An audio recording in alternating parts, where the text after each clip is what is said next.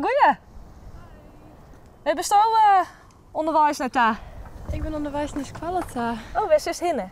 Het CSG Lutger in Burgum. Hoe laat was beginnen? Het 10 uur je het. Oh, dan hast nog even de tijd. Ja, gelukkig wel. Je staat op een fiets? Ja, in principe elke dag. En is het elektrisch of is het Nee, dit is een gewone fiets. gewoon een traapje? Ja. Hoe is het op Squallen? Wat doet je al jaar? Nou, voornamelijk gewoon in de protte lessen volgen en af en toe tussenoeren en dan vaak leren en als mijn vrienden gewoon zitten.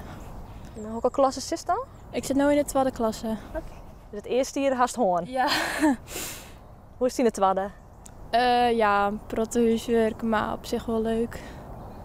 Want dat is dan gist naar Burgum daar? Ja, ik ga naar Burgum. Dan was alle dagen even naar een fietsen. Ja, het is haast niet alle uren fietsen. Altijd alleenig of had ik vrienden mee? Soms alleenig, maar ik fiets ik was met mijn broer of vrienden mij.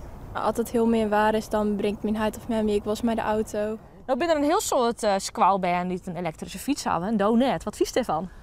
Nou, op zich, uit mijn dorp ben ik wel een protte met een gewone fiets. Dus dan vind ik het net zo erg. Maar af en toe dan just het wel en dan had ze wel zoiets van, oh, ik zou het ik wel willen.